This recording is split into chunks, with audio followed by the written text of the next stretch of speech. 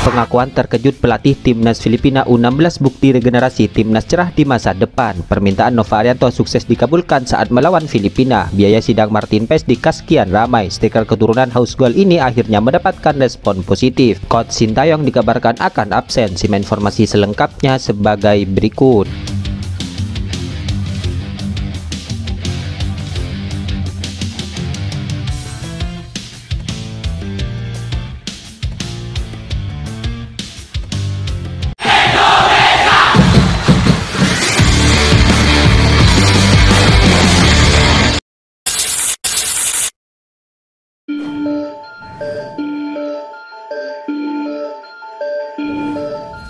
Pengamat sepak bola tanah air yaitu Haris Pardede kabarnya membocorkan biaya yang harus dikeluarkan PSSI untuk bertarung di sidang pengadilan arbitrasi olahraga dalam kasus Martin Paes. Bung Harpa sepada kerapnya mengatakan bahwa untuk membayar biaya sidangnya saja PSSI harus mengeluarkan biaya di kisaran 16-32 miliar. Kabarnya biaya di atas belum termasuk ongkos pengacara maupun transportasi. Jadi pertanyaannya, apakah tingginya biaya di atas yang membuat kasus Martin Paes tak kunjung disidangkan di KAS? Tentu ini menarik kita ulas. Ya, berdasarkan data yang dirilis dalam halaman resmi KAS, kasus Martin Paes belum akan dibahas hingga akhir bulan Juli 2024 nanti.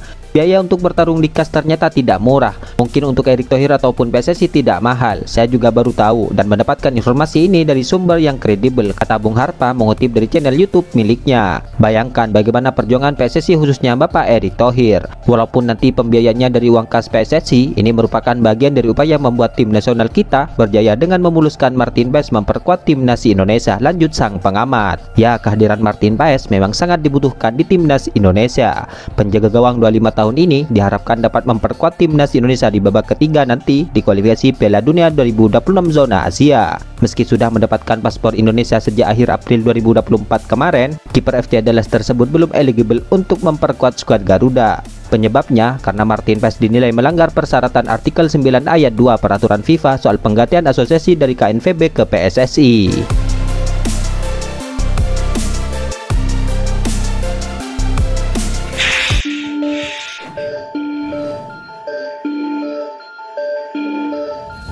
Striker muda potensial yang berstatus sebagai runner-up top skor di Liga Belanda U21 baru-baru ini mengatakan siap untuk bergabung dan membela timnas Indonesia. Pernyataan itu disebutkan ketika dirinya menjalani sesi wawancara bersama Yusa Nugraha di kanal YouTube pribadinya. Ya, striker yang dimaksud di atas adalah Mauro Zilstra, striker yang kini menjadi hangat diperbincangkan di media sosial tanah air. Striker berusia 19 tahun ini mengatakan bahwa dirinya sudah masuk radar PSSI akan tetapi belum dihubungi secara resmi. Saya sudah masuk list mereka dan mereka tertarik, tapi saya belum dihubungi secara resmi. Agen saya juga belum dihubungi oleh mereka. Jadi belum berkomunikasi secara resmi, ucap Mauro dikutip saat wawancara di YouTube Yusa Nugraha. Maka dari itu, pemain yang baru saja direkrut FC Volendam ini berharap bahwa ada yang membantunya untuk terhubung ke PSSI. Ia berharap bisa dapat bantuan dari Fardi Bahdim yang kerap membantu para pemain keturunan.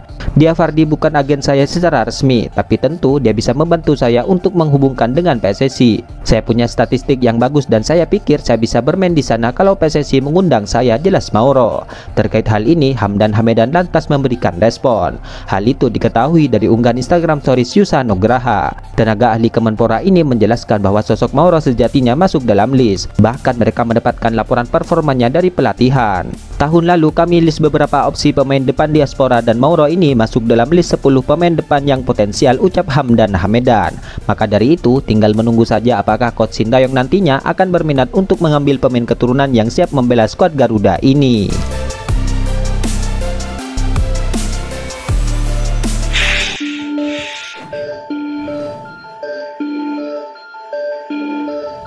PSSI mengabarkan bahwa Coach Sintayong tidak akan menghadiri drawing putaran ketiga kualifikasi Piala Dunia 2026 zona Asia nanti. Pasalnya, pelatih berusia 53 tahun itu masih menjalani proses penyembuhan dirinya yang sedang mengalami sakit. PSSI tidak mengungkapkan sakit apa yang diidap oleh Coach Sintayong. Namun juru taktik kebangsaan Korea Selatan itu harus beristirahat selama 2-3 minggu ke depan. Diketahui saat ini Coach Sintayong tengah berada di kampung halamannya di Korea Selatan. Di sisi lain, AFC akan menggelar drawing putaran ketiga di Kuala Lumpur, Malaysia pada 27 Juni 2024 ini dan timnas Indonesia masuk di pot terakhir. Usai Coach Sintayong dikabarkan akan absen, Ketua Umum PSSI Erick Thohir kabarnya yang akan menghadiri drawing putaran ketiga tersebut, di mana ia mendoakan agar Coach Sintayong bisa secepatnya pulih. Saya minta agar Coach Sintayong dapat fokus pada pemulihannya dengan tenang agar dapat kembali dengan sehat dan pulih, ujar Erick Thohir.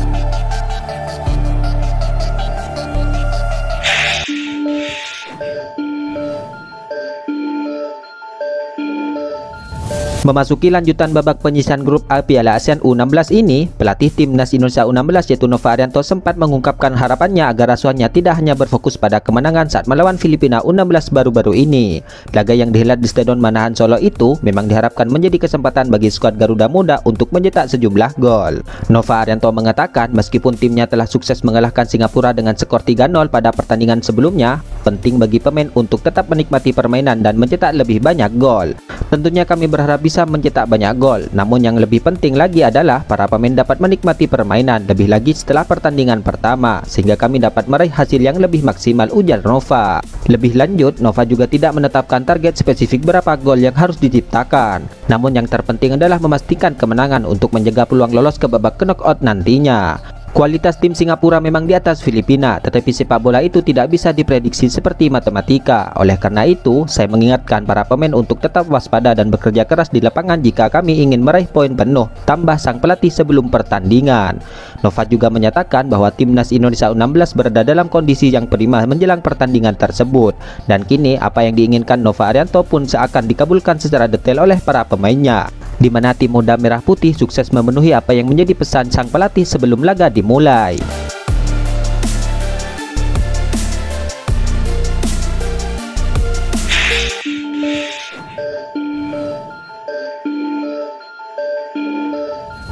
Pelatih timnas Filipina U16 yaitu Yuki Matsuda kabarnya mengakui bahwa timnas Indonesia U16 adalah lawan yang tangguh. Ia mengatakan para pemain asuhannya memang harus bekerja keras untuk bisa mengatasi perlawanan tim tuan rumah. Yuki menjelaskan bahwa skuad Garuda Muda memiliki sosok penyerang yang bagus dan pemain yang cepat di lini depan. Secara permainan pula, ia mengatakan anak asuh Nova Arianto ini juga punya organisasi yang baik. Mereka punya striker yang bagus, mereka punya pemain-pemain yang cepat. Selain itu, Indonesia juga lebih terorganisir dan mereka juga punya sistem yang bagus, ujar Yuki Matsuda. Terutama di sisi kiri dan penyerang kiri, itulah titik terkuatnya. Hari ini kami mencoba mencari titik lemahnya dengan seksama agar kami bisa menentukan taktik yang cocok, lanjut sang pelatih. Selain itu, juru taktik asal Jepang itu juga menyebutkan secara spesifik soal beberapa nama pemain timnas Indonesia U16 yang berbahaya. Sosok pertama ialah sang penyerang yaitu Muhammad Mirza. Menurut Matsuda, Mirza merupakan sosok penyerang yang harus diantisipasi sebab dia tak hanya punya kecepatan, akan tetapi kemampuan dribblenya juga dianggap baik. Selain itu, ada satu pemain di posisi bek kiri yang disinggung oleh Matsuda. Dia tak menyebut nomor punggung ataupun nama pemainnya, namun kemungkinan besar pemain tersebut ialah Matt Baker.